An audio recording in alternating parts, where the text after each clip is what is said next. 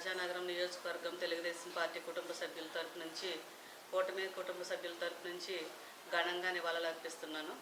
మా దివాన్ చెరువు గ్రామంలో టీడీపీ సీనియర్ నాయకుడిగా పేరు ప్రఖ్యాతులు సంపాదించి, బీసీ నాయకుడిగా ఎంపీటీసీలో ప్రథమ స్థానం సంపాదించి, వైస్ ప్రెసిడెంట్గా తనదైన స్టైలులో తెలుగుదేశం పార్టీలో నాయకత్వాన్ని చాటి తెలియచేసిన నాయకుడు గంగు బ్రహ్మరాజు గారండి. నిజంగా ఆయన చనిపోవడం చాలా బాధాకరం.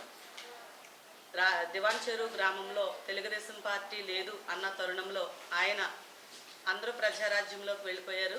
తెలుగుదేశం పార్టీ లేదు దివాన్ చెరువు గ్రామంలో అన్నప్పుడు నా తల్లిగారు కండవెల్లి వీరమ్మ గారు, గంగు బ్రహ్మరాజు గారు నిలబడి, నేనున్నాను తెలుగుదేశం పార్టీలో నాయకుడిగా, నేను జెండా పట్టుకుంటానని అప్పటికి ఆయన కొంచెం ప్రజల్లోకి వచ్చి ధైర్యంగా మాట్లాడలేకపోయినా అప్పుడు ఫస్ట్ జెండా పట్టుకొని నేనున్నాను తెలుగుదేశం పార్టీ నిలబెడతానని ఏకైక దమ్ము ధైర్యంగా నిలబడిన నాయకుడు గంగు బ్రహ్మరాజు గారని మీడియా ద్వారా తెలియజేస్తున్నాను. అలాగే ఆయన పార్టీకి ఎనలేని సేవలు అందించారండి. నిజంగా ఆయన చనిపోవడం చాలా బాధాకరం. కుటుంబానికి కూడా తీరని లోటు కాకుండా పార్టీకి మేలు తీరని లోటు అండి.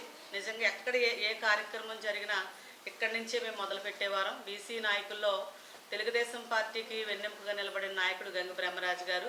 అలాగే పెందుర్తి వెంకటేష్ గారు రాజానగరం నియోజకవర్గంలో ఎమ్మెల్యేగా పనిచేసిన కాడ నుంచి కూడా తెలుగుదేశం పార్టీలో నాయకుడు లేడు అనుకున్నప్పుడు, పార్టీ లేదు అనుకున్నప్పుడు వెంకటేష్ గారు గంగు బ్రహ్మరాజు గారిని కలిసి, బ్రహ్మరాజు గారు ఏంటి పరిస్థితి అంటే, లేదు సార్ నేను ఉంటానండి, నేను నిలబడతానండి అని నిలబడి నిజంగా వెంకటేష్ గారు వెనకాల కూడా ఆయన ఒక నాయకత్వం చేసిన నాయకుడు గంగు బ్రహ్మరాజు గారు.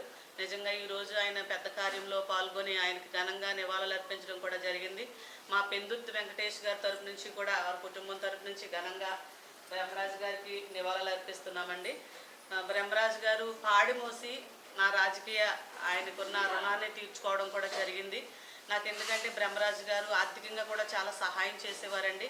మా అబ్బాయి చదువులోనే కానీ, మా కుటుంబానికి ఏదైనా లోటుపాట్లు వచ్చినా నాకు ఆర్థికంగా ఏమైనా సహాయం చేయాలంటే ఇక్కడికి వచ్చి మామయ్య గారని తలుపు తడితే అత్తమ్మ గారు బాప గారితో కూడా సంప్రదింపులు జరిపి నాకు ఆర్థికంగా కూడా సహాయం చేశారు. పార్టీకి ఎంతో డబ్బు ఖర్చు పెట్టారు. తనదైన నాయకత్వాన్ని చాటి చెప్పుకున్నారు. నిజంగా దివాన్ చెరువు గ్రామానికి ఇది పెద్ద లోటు అని తెలియజేసుకుంటున్నాను. నిజంగా ఇలాంటి నాయకుడిని కోల్పోవడం చాలా బాధాకరమని తెలియజేస్తూ, ఈ కుటుంబాల్లో 3 అబ్బాయిలండి. అందులో చిన్న అబ్బాయి గారు కూడా చాలా పార్టీలో స్పీడ్గా ఉంటారు. అలాగే బాలాజీ మా క్లాస్మేట్, అలాగే పెద్ద అబ్బాయి గారు, వారి మనవలు కూడా ఆయన ఏ మాట చెప్పినా కొడుకులుగా వారి బాధ్యత వారు నిర్వర్తిస్తూ ప్రతి విషయంలోని కూడా నాన్నగారు వెనకాల ఏ మాట చెప్పినా మేము చేస్తామని నాన్నగారికి ఎప్పుడు కూడా ముందంజలో ఉండి ఆ కుమారులు 3 కూడా సపోర్ట్ చేసేవారు. మరి ఆ బ్రహ్మరాజు గారికి కూడా ఒక కుమార్తె. నిజంగా బాప గారికి కూడా చాలా తీరని లోటండి. ఆవిడ అప్పుడే కోలుకోలేదు, కానీ ఆ భగవంతుడు ఆవిడకి ఓదార్పునివ్వాలని మనస్ఫూర్తిగా కోరుకుంటూ, ఒక టీడీపీ నాయకురాలుగా నేను చిన్నతనంలో నుంచి నా తల్లిగారు బ్రహ్మరాజు గారితో ప్రయాణం చేశారండి. అలాగే నేను తర్వాత నా తల్లి తనంతరం కూడా నేను రాజకీయంలో ఉన్నప్పుడు మా మాయ గారు కూడా బ్రహ్మరాజు గారు చాలా సపోర్ట్ ఇచ్చేవారు.